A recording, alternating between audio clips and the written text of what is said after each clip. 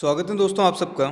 आज के इस वीडियो में हम चर्चा करेंगे राष्ट्रपति की आपातकालीन शक्तियाँ। दोस्तों इससे पूर्व 2 वीडियो अपलोड किए जा चुके हैं जिसके बारे में राष्ट्रपति के बारे में सामान्य जानकारियाँ और राष्ट्रपति की जो सामान्यकालीन शक्तियाँ हैं उसके बारे में चीज़ें बताई जा चुकी हैं। तो इस वीडियो में हम आपातकालीन शक्तियों के बारे में चर्चा करेंगे। दोस्तों भारत का जो राष्ट्रपति हैं उसे संकट काल से निपटने के लिए कुछ चीज़ें दी गई हैं, कुछ शक्तियाँ दी गई हैं ताकि जो माहौल हैं, जो चीज़ें हैं उन्हें सामान्य बनाया जा सके और देश की एकता और अखंडता की रक्षा की जा सके। तो चलिए बिना कोई देरी के हम शुरू करते हैं। आपातकाल परिस्थिति का सामना करने के लिए विशिष्ट सत्ता प्राप्त हो ऐसा अधिकारी होना जरूरी है। हर देश में कोई ना कोई एक ऐसा सत्ताधारी होता है दोस्तों जिसके पास में इस तरह की पावर होती है कि वो जो भी इमरजेंसी आती है उसको फेस कर सकें और देश को उस संकट से निकाल सकें। तो हमारे देश में जो संविधान है उसमें ये उत्तरदायित्व दिया गया है संघीय कार्यपालिका को। किसको दिया गया है? संघीय कार्यपालिका। और संघीय कार्यपालिका की जो शक्तियां हैं वो भारत के राष्ट्रपति में निहित हैं। किसमें है? आर्टिकल जो 53 है वो ये कहता है कि संघ की समस्त कार्यपालिका शक्तियां राष्ट्रपति में निहित होगी जिसका प्रयोग वह स्वयं या अपने अधीनस्थों के माध्यम से करेगा। तो अगर सीधी बात करें तो संघ की तमाम जो शक्तियां हैं वो राष्ट्रपति में निहित हैं। चूंकि संसदीय शासन प्रणाली है तो उन्हें लागू करने का काम प्रधानमंत्री और मंत्रिपरिषद करती है। भारतीय संविधान के कौन से भाग में ये बातें उल्लेखित हैं आपातकाल के बारे में? आपातकालीन शक्तियों का उल्लेख है भाग 18। बहुत इंपॉर्टेंट क्वेश्चन बनता है दोस्तों ये, अगर कॉम्पिटिटिव एग्जाम का देखें तो कौन से भाग में आपातकालीन शक्तियों का उल्लेख है? भाग 18। स्रोत कौन से देश के संविधान से लिया गया है? जर्मनी के संविधान से है और भाग 18 में है। अब देखिए जो पहला आपातकालीन प्रावधान है, कुल 3 तरह के आपातकाल का प्रावधान भारतीय संविधान करता है। तो उनमें से जो पहला है वो देखते हैं। युद्ध, बाह्य आक्रमण या सशस्त्र विद्रोह की स्थिति में से संबंधित संकटकालीन व्यवस्था। अगर यूं कहें कि कौन से आधार हैं जिस आधार पर ये लगते हैं, एक तो युद्ध और एक बाह्य आक्रमण। इसमें क्या फ़र्क है दोस्तों? युद्ध मतलब भारत ने जानबूझ के या भारत ने आगे होकर अगर हम किसी देश से युद्ध करें या लड़ाई करें तो वो युद्ध होता है। और हम शांति से बैठे कोई अपने ऊपर अटैक करता है, जैसे चाइना ने किया, पाकिस्तान ने किया, तो ये थे बाह्य आक्रमण।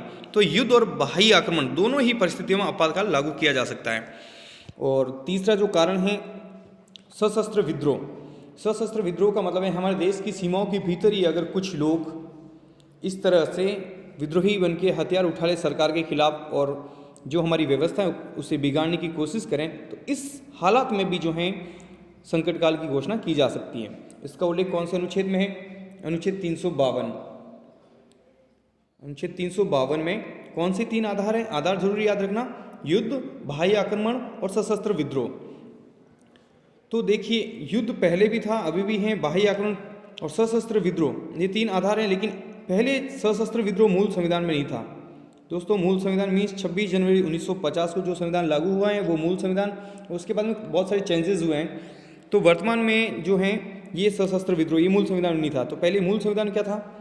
युद्ध, बाह्य आक्रमण और आंतरिक अशांति शब्द था कि युद्ध तो था ही, बाह्य आक्रमण भी था, लेकिन आंतरिक अशांति का तात्पर्य कि अगर आंतरिक अशांति गड़बड़ हो तो भी आपातकाल लागू हो सकता है। लेकिन इसको बाद में चेंज किया गया। 44वें संविधान संशोधन के द्वारा जो 1978 में हुआ उसमें ये आंतरिक अशांति शब्द को रिप्लेस किया गया है सशस्त्र विद्रोह। यानी केवल आंतरिक अशांति से आप आपातकाल लागू नहीं कर सकते हो। अगर लोग हथियार उठा लें, विद्रोह कर लें हथियार उठा के, उस परिस्थिति में ये आपातकाल लागू किया जा सकता है।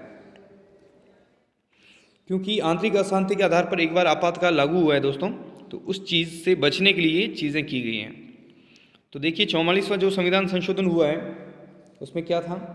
44वां संविधान संशोधन में और कौन से प्रावधान है? आंतरिक अशांति शब्द की जगह कौन सा शब्द रखा गया है? सशस्त्र विद्रोह। और मंत्रिमंडल की लिखित सिफारिश पर, पहले अगर आपातकाल लागू होते दोस्तों तो केवल जो मंत्रिपरिषद कहें नहीं कहें, मंत्रिमंडल कहें नहीं कहें, प्रधानमंत्री के जस्ती और वो कह देते ना, तो उनके कहने मात्र से आपातकाल लागू हो जाता। और ऐसा हुआ भी है।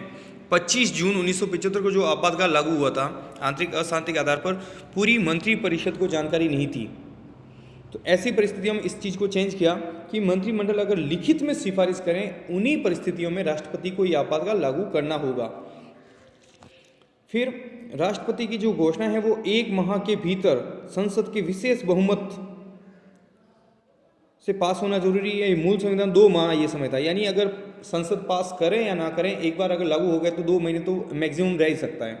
तो इसको जो टाइम लिमिट है वो कम कर दिया गया है, यानी 1 महीना है। 1 महीने तक अगर संसद पास नहीं करती है तो स्वतः समाप्त हो जाएगा। ये तो संसद पास करती है तो वो 6-6 महीने के लिए आगे बढ़ता रहता है। और इसको 2/3 बहुमत से, यानी उपस्थित का जो लोग हैं, जितने लोग हैं उसका 2/3 और टोटल का बहुमत होना जरूरी है। और दोनों सदनों में पृथक पृथक यानी संयुक्त बैठक नहीं बुलाई जा सकती है। और जैसे ही स्वीकृति मिलती है, संसद स्वीकृति देती है, कितने समय के लिए होगा ये? 6 माह के लिए। समाप्त देखिए, समाप्त कैसे होगा ये? अगर आपातकाल साधारण बहुमत से लोकसभा समाप्त कर सकती है, एक तो तरीका ये है। एक, जितने टाइम, जैसे 6 महीने के लिए पारित किया गया और जैसे ही टाइम लिमिट हुआ और उसे बढ़ाया नहीं गया तो भी समाप्त हो सकता है, ठीक है ना। फिर देखिए 38वां संविधान संशोधन भी रद्द किया गया है 44वें संविधान संशोधन के द्वारा, है ना। इसमें क्या था कि आपातकाल की घोषणा को न्यायालय में चुनौती नहीं दी जा सकती है, यानी वाद योग्य नहीं था पहले। कौन से? आपातकालीन प्रावधान, आपातकालीन प्रावधान वाद योग्य नहीं थे, बाद में इसको वाद योग्य बनाया गया आपातकाल को। कौन से अमेंडमेंट के द्वारा? 44वें संविधान संशोधन के द्वारा। फिर देखिए अनुच्छेद 352। तो अब ये तो हो गया दोस्तों कि युद्ध, बाह्य आक्रमण, सशस्त्र विद्रोह एक बार पास करेंगे, 1 महीने तक रहेगा, विशेष बहुमत से पास होना जरूरी है मंत्रिमंडल की लिखित सिफारिश के आधार पर। अब देखते हैं कि कहाँ पे ये लागू होगा, क्या पूरे देश में कंपलसरी होगा या किसी एक हिस्से में भी इसको लागू किया जा सकता है।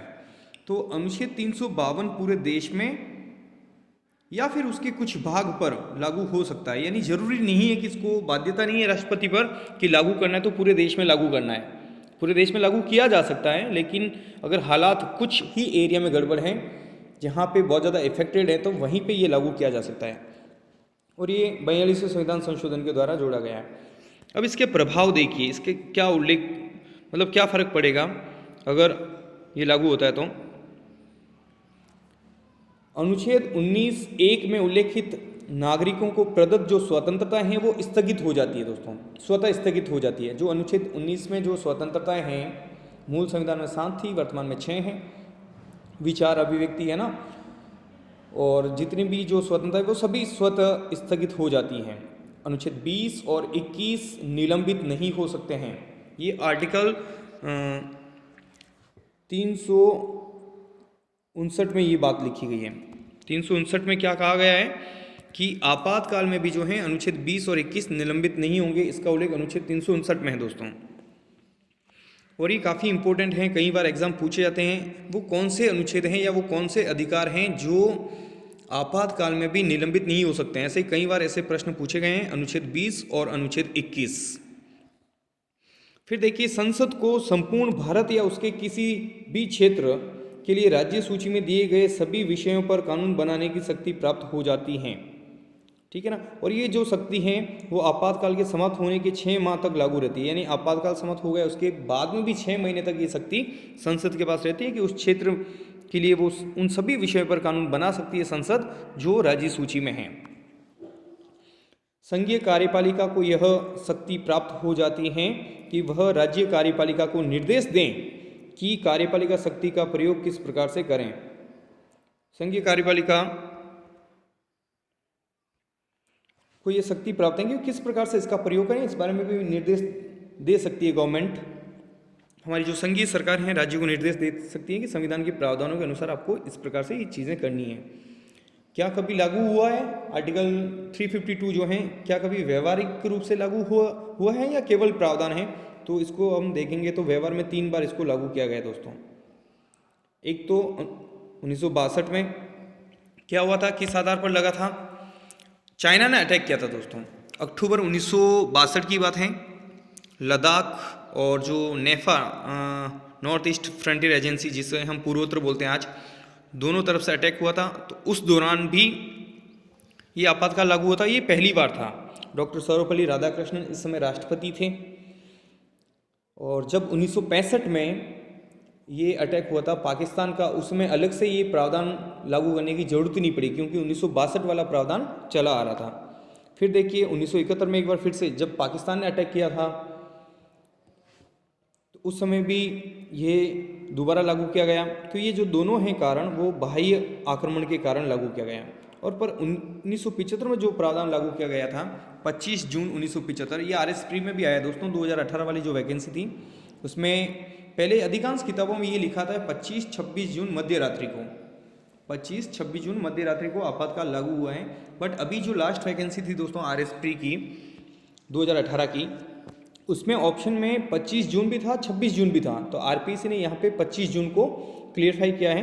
तो आप ध्यान रखना 25 जून 1975 को आंतरिक अशांति के आधार पर आपातकाल लागू हुआ था दोस्तों। साथ ही साथ ये भी ध्यान रखना कि आंतरिक अशांति के आधार पर एक बार लागू हुआ, फिर 44वां संविधान संशोधन हुआ और आंतरिक अशांति शब्द को ही संविधान से हटा दिया गया। तो कौन सा नया शब्द डाला गया यहाँ पे? सशस्त्र विद्रोह के आधार पर। काफ़ी इंपॉर्टेंट चीज़ है दोस्तों ये देखिएगा 1962 में 26 अक्टूबर 1962 चीन आक्रमण के समय समाप्त कब हुआ? 1968 में। तो 1965 में अलग से लागू करने की जरूरत नहीं पड़ी जब पाकिस्तान ने आक्रमण किया था। 1971 में दिसंबर में लागू हुआ और 27 मार्च 1977 तक ये लागू रहा था।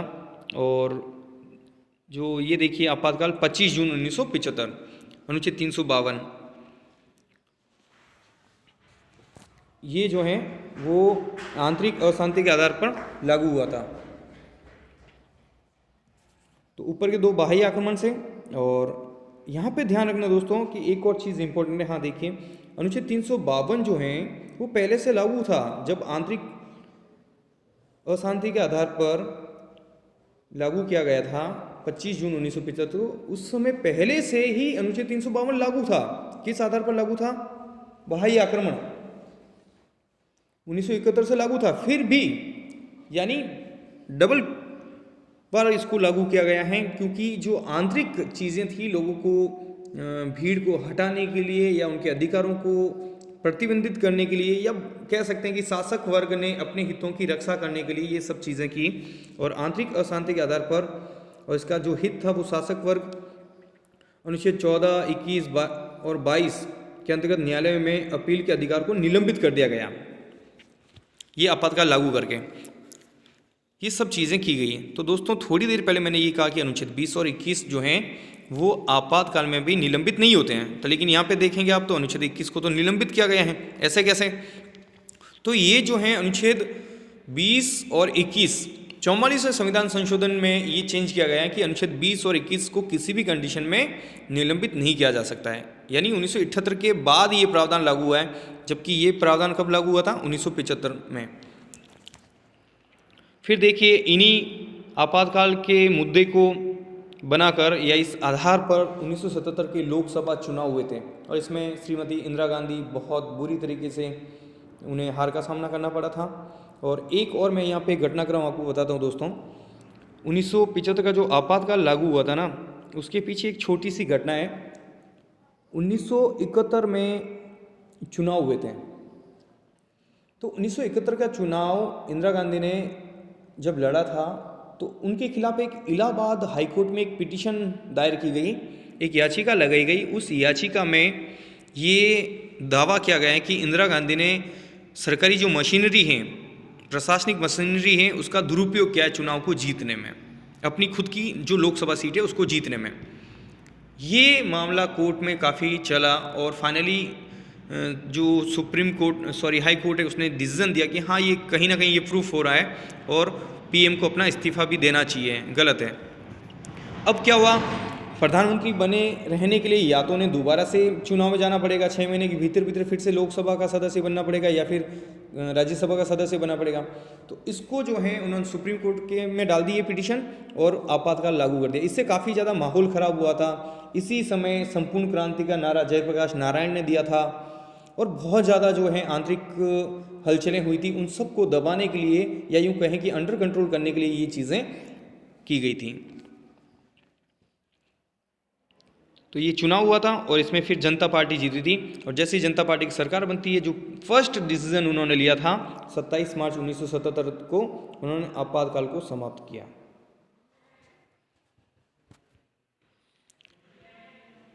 मोरारजी देसाई के नेतृत्व में सरकार बनी थी दोस्तों।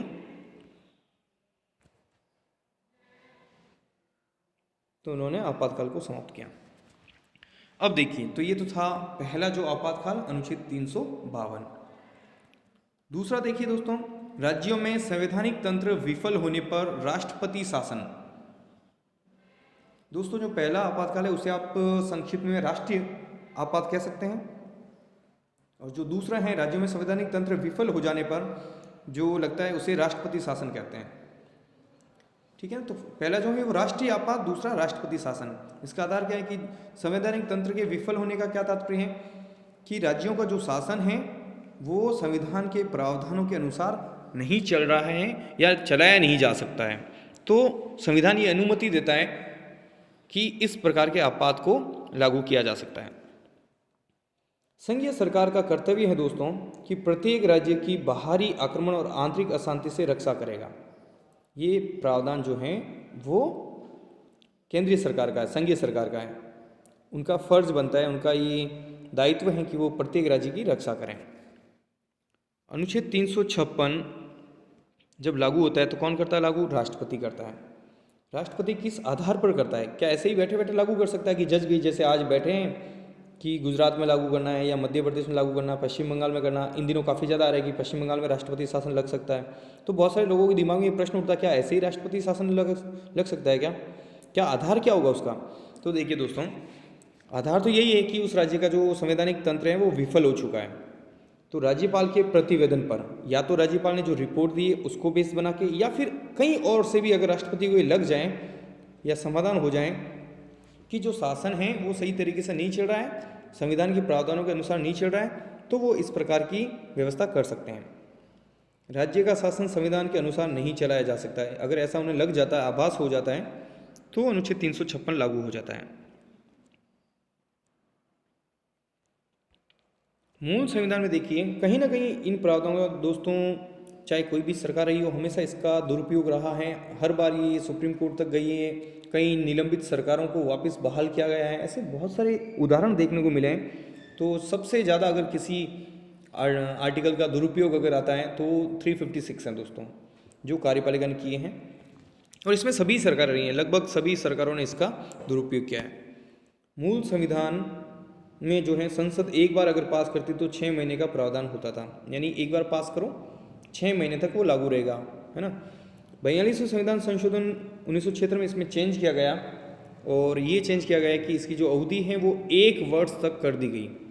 कितने वर्ष? 1 वर्ष तक, यानी एक बार पास करो। जैसे फॉर एग्जांपल मान लो कि राजस्थान है, यहाँ पे आपातकाल लागू करना है, तो जैसे आज प्रावधान हुआ संसद का, जैसे ही लागू होगा तो वो 1 साल के लिए होगा, फिर वो और बढ़ा सकते हैं। लेकिन 44वें संविधान संशोधन में इसे फिर से चेंज किया गया, और फिर से जो है वो अवधि मूल अवधि कर दी गई, यानी 6 माह। लेकिन अब ध्यान रखना, 6 महीने के लिए 2 बार बढ़ा दिए गए। 1 वर्ष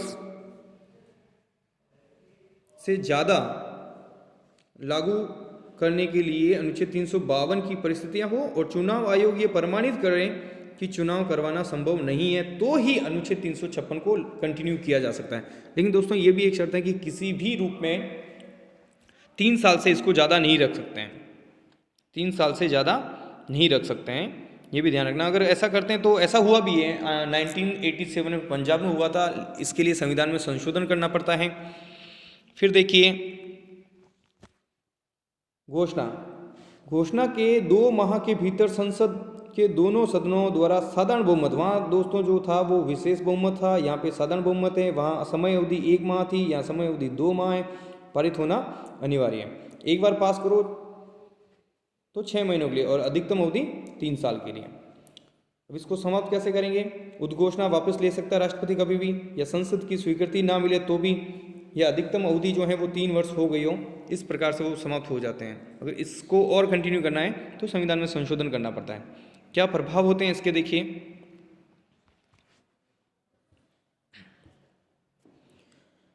प्रभाव है दोस्तों, राज्य मंत्रिमंडल जो है राष्ट्रपति या तो उसको बर्खास्त कर देता है, कर सकता है, ठीक है ना, जरूरी नहीं कि बर्खास्त ही करें, ये राष्ट्रपति के पास में ऑप्शन रहता है कि वो हटा दें। और राज्य की कार्यपालिका शक्ति राष्ट्रपति में निहित हो जाती है इस समय। इन शक्तियों को राज्यपाल को सौंप सकता है वो। और न्यायिक शक्तियों को छोड़कर, ध्यान रखना दोस्तों, न्यायपालिका पर किसी भी रूप में न तो आर्टिकल 352 का इफेक्ट होता है न 356 का इफेक्ट होता है, यानी न्यायपालिका बिल्कुल अलग, उसको कोई लेना देना नहीं। कितनी गंभीरतम अगर आपातकाल लागू, उस परिस्थितियों में भी न्यायपालिका पर कोई विशेष प्रभाव नहीं पड़ता है। कौन से आर्टिकल का? अगर अनुच्छेद 352 की बात करें, अनुच्छेद 356 की बात करें, अनुच्छेद 360 एक अलग प्रावधान है, वहाँ पे हम चर्चा करेंगे, वहाँ न्यायपालिका इफेक्टेड होती है, ठीक है ना।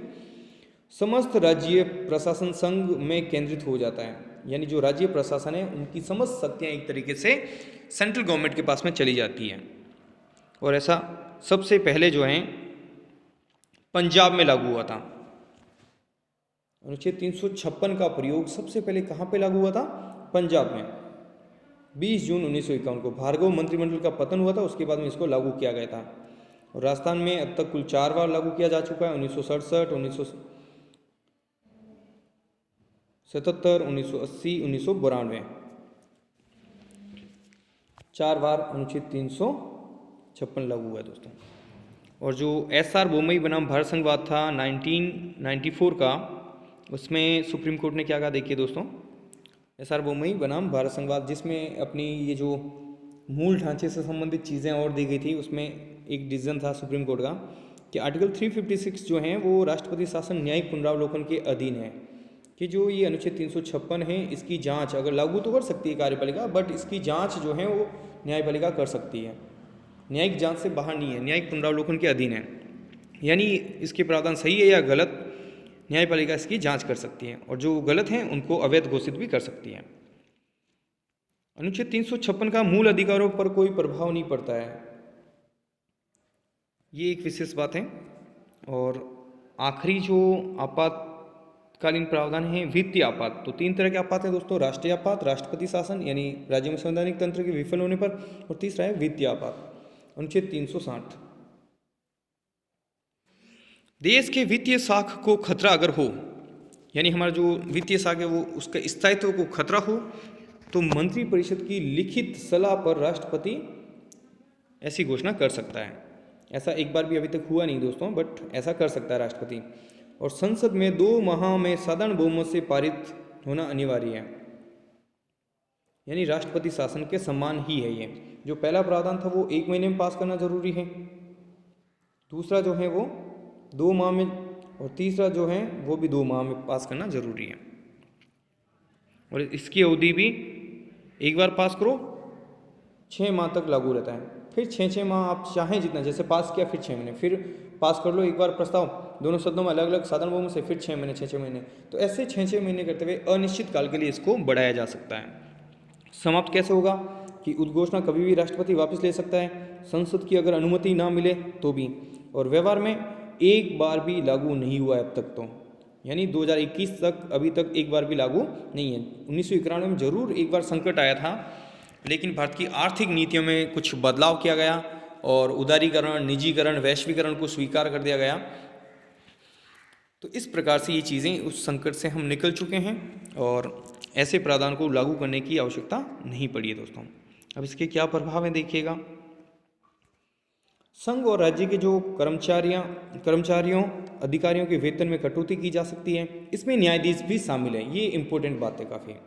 यानी यहाँ पे देखिए कौन से आपातकाल में न्यायपालिका भी प्रभावित होती है, न्यायाधीशों के वेतन भत्ते भी कटौती किए जा सकते हैं केवल और केवल वित्तीय आपात के समय, ठीक है ना। और राष्ट्रपति राज्य को बाधित कर सकता है कि राज्य के समस्त वित्त विधेयक उनकी स्वीकृति हेतु रखा जाए, यानी जो धन विधेयक, वित्त विधेयक, ये सभी जो जितना भी खर्चा होता है राज्य का, वो सारे जो कंट्रोलिंग है वो सेंट्रल गवर्नमेंट के पास में चली जाती है। तो यानी वित्तीय जितनी भी फाइनेंशियल पावर है वो सेंट्रल गवर्नमेंट को ट्रांसफ़र हो जाती है। तो आज के इस वीडियो में इतना ही दोस्तों। उम्मीद करता हूँ आपको वीडियो पसंद आया होगा।